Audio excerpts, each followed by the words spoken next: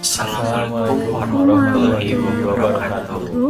Kami dari kelompok 3 akan memaparkan mengenai arsitektur komputer jaringan. Saya Nabila Nada Najia dengan NIM 2213503 dan berikut rekan saya. Perkenalkan, nama saya Fikri Khalid Al-Ghifar dengan NIM 221354007. Perkenalkan, nama saya Muhammad Akbar Haji Wibowo dengan NIM 221354014. Perkenalkan, nama saya Naufal Ahmad Hizkia dengan NIM 2213544025. Baik, materi pertama yaitu definisi arsitektur jaringan komputer.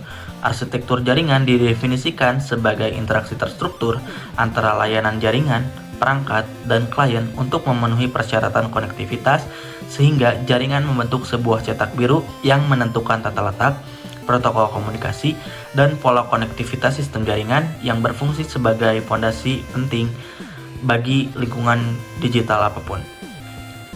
Arsitektur jaringan mencakup layanan seperti DHCP dan DNS serta berbagai jenis jaringan seperti jaringan akses untuk konektivitas lokal, lalu ada jaringan pusat data untuk akses data dan aplikasi, dan yang terakhir ada jaringan area luas atau yang kita kenal sebagai WAN untuk koneksi jarak jauh. Materi selanjutnya akan disampaikan oleh Naufal. Lalu selanjutnya masuk ke dalam materi OSI Reference Model. ISO, yaitu International Standard Organization, itu mengajukan struktur dan fungsi protokol komunikasi data. Model tersebut dikenal sebagai OSI Reference Model, arsitektur jaringan berstandar internasional. OSI yang berkepanjangan Open System Interconnection berhubungan dengan sistem terbuka. Sistem terbuka itu antara lain seperti modem, printer, dan CD-ROM drive. Ditentukan dalam ISO 7498, itu OSI reference itu memiliki 7 model layer. Di sini gambar ini membandingkan OSI model dan TCP/IP model. Di sini tampak terlihat perbedaan bahwa di layer data itu di model OSI itu ada terbagi 3, yaitu application, presentation, dan session. Dan di layer bits and frame juga itu dibagi 2 lagi, data link dan physical untuk model OSI. Selanjutnya seperti saya sudah bilang sebelumnya, itu lapisan 1, 2, dan 5, 6, 7 model OSI itu dipecah-pecah. 5, 6, 7 di model OSI itu menjadi satu lapisan aplikasi di model TCP/IP, dan untuk lapisan OSI 1, 2 itu digabungkan untuk akses jaringan dalam model TCP/IP. Lalu ada beberapa perbedaan lain juga antara model OSI dan model TCP/IP. Dan poin pertama itu, model OSI adalah model yang generik yang didasarkan pada fungsi setiap lapisan. Model TCP/IP adalah standar yang berorientasi pada protokol. Model OSI membedakan 3 konsep, yaitu layanan, antarmuka, dan protokol. Sementara model TCP/IP itu tidak memiliki perbedaan yang jelas antara ketiganya. Selanjutnya, model OSI memberikan pedoman tentang bagaimana komunikasi perlu dilakukan. Sementara protokol TCP/IP menetapkan standar-standar yang akan menjadi dasar sementara pengembangan internet, menjadikan TCP/IP model yang lebih praktis. Lalu poin yang terakhir, model OSI dikembangkan terlebih dahulu. Kemudian protokol ini di setiap lapisan dikembangkan dalam model TCP/IP. Protokol yang dikembangkan terlebih dahulu, kemudian model yang dikembangkan. Oke, untuk selanjutnya ada materi topologi jaringan yang akan dibawakan oleh teman saya, yaitu Aji. Untuk materi selanjutnya yaitu topologi jaringan. Topologi jaringan adalah tata letak atau struktur fisik dan logis dari sebuah jaringan komputer yang menggambarkan bagaimana perangkat-perangkat seperti komputer, server, dan perangkat jaringan lainnya terhubung satu sama lain. Untuk jenisnya, yang pertama ada topologi bus.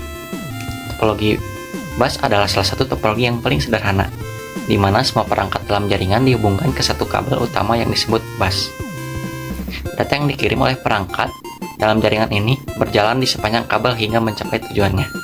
Kelebihannya yaitu biaya instalasinya murah karena menggunakan sedikit kabel.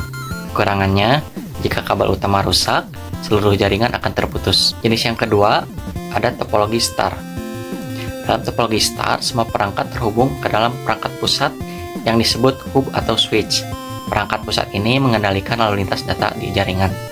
Kelebihannya, mudah untuk menambah atau menghapus perangkat tanpa mempengaruhi jaringan lainnya. Kekurangannya, ketergantungan pada perangkat pusat. Jika hub atau switch mengalami gangguan, seluruh jaringan akan terputus. Jenis yang ketiga, ada topologi ring. Dalam topologi ring, setiap perangkat terhubung ke dua perangkat lain, membentuk jalur melingkar. Data berjalan dalam satu arah atau dua arah di sepanjang cincin hingga mencapai tujuannya. Kelebihannya, aliran data yang teratur dan dapat diprediksi. Kekurangannya, jika satu perangkat atau kabel rusak, seluruh jaringan bisa terhenti, kecuali menggunakan dual ring. Jenis yang keempat ada topologi mesh. Topologi mesh adalah topologi yang paling kompleks, di mana setiap perangkat terhubung langsung ke perangkat lainnya. Ini memberikan redundansi maksimal, sehingga jika satu jalur mengalami gangguan, perangkat masih bisa terhubung melalui jalur lain. Kelebihannya, sangat handal karena banyak jalur alternatif untuk komunikasi. Kekurangannya, biaya sangat tinggi karena memerlukan banyak kabel dan port pada perangkat. Dan yang kelima, topologi tree. Topologi tree adalah kombinasi dari topologi star dan bus. Dalam topologi ini, beberapa topologi star terhubung ke jalur bus utama. Kelebihannya, mudah untuk mensalkan jaringan dengan menambahkan cabang baru. Kekurangannya, ketergantungan pada kabel utama yang jika gagal dapat menyebabkan gangguan di beberapa bagian jaringan. Untuk materi selanjutnya akan disampaikan oleh Nabilah Najia. Baik, yang selanjutnya adalah konsep protokol jaringan. Protokol jaringan adalah serangkaian aturan yang mengatur cara perangkat dalam jaringan berkomunikasi. Protokol ini menentukan cara data diformat, dialamatkan, dikirim, dan diterima. Beberapa protokol jaringan utama meliputi yang pertama protokol internet atau IP, di mana IP bertanggung jawab untuk menangani dan merutakan paket data sehingga paket tersebut dapat melintasi jaringan dan mencapai tujuan yang tepat. Yang kedua, Transmission Control Protocol atau TCP, di mana TCP memastikan data terkirim dengan andal melalui jaringan. TCP memecah data menjadi paket-paket, mengirimkannya, dan menyusunnya kembali di tempat tujuan. Yang terakhir, User Datagram Protocol atau UDP. Tidak seperti TCP, UDP tidak menjamin mengirimkan paket data sehingga lebih cepat tetapi kurang dapat diandalkan. UDP sering digunakan untuk streaming langsung dan bermain game, di mana kecepatan lebih penting daripada akurasi yang sempurna. Yang selanjutnya, jenis umum arsitektur jaringan. Jaringan dapat disusun untuk mengelola dan mengendalikan aliran data dan komunikasi dengan berbagai cara. Jenis atau gaya arsitektur jaringan yang paling umum meliputi yang pertama, ada peer-to-peer atau P2P. Dalam jaringan peer-to-peer, semua perangkat yang sering disebut peer memiliki kemampuan dan tanggung jawab yang sama. Arsitektur ini tidak memerlukan server pusat dan semua perangkat berkomunikasi secara langsung satu sama lain.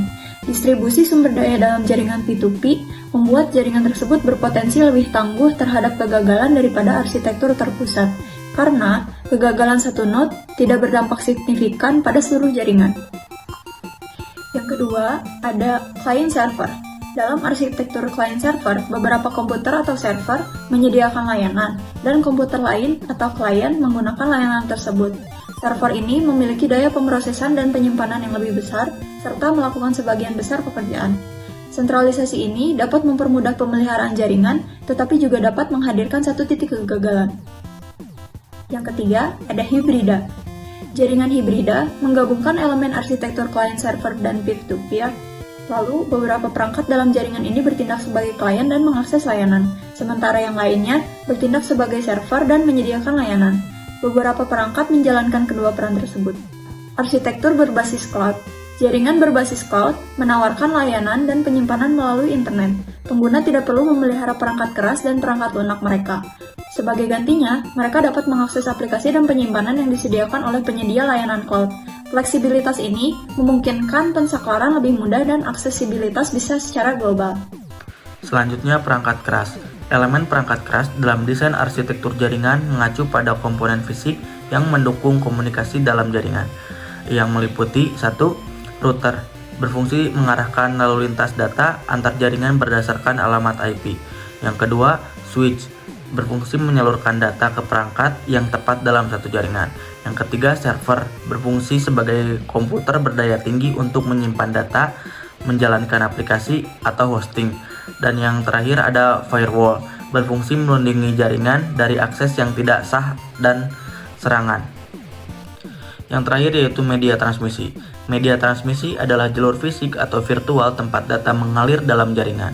Terbagi menjadi dua jenis utama, yaitu yang pertama kabel, di mana menggunakan kabel pada umumnya kabel Ethernet untuk menghubungkan perangkat. Kelebihannya yaitu memiliki kecepatan transfer data yang tinggi dan keamanan yang lebih baik, sedangkan kekurangannya ada pada fleksibilitas karena keterbatasan fisik dan pemasangan yang rumit. Dan yang kedua ada nirkabel, di mana menggunakan gelombang radio atau sinyal inframerah seperti pada umumnya, yaitu ada Wi-Fi, 4G atau 5G, dan pada media transmisi ini yaitu fleksibilitasnya sangat tinggi, mudah diatur dan memungkinkan koneksi tanpa kabel dalam jangkauan sinyal yang luas. Sekian dari kelompok 3, pemaparan mengenai arsitektur jaringan komputer. Wassalamualaikum warahmatullahi wabarakatuh.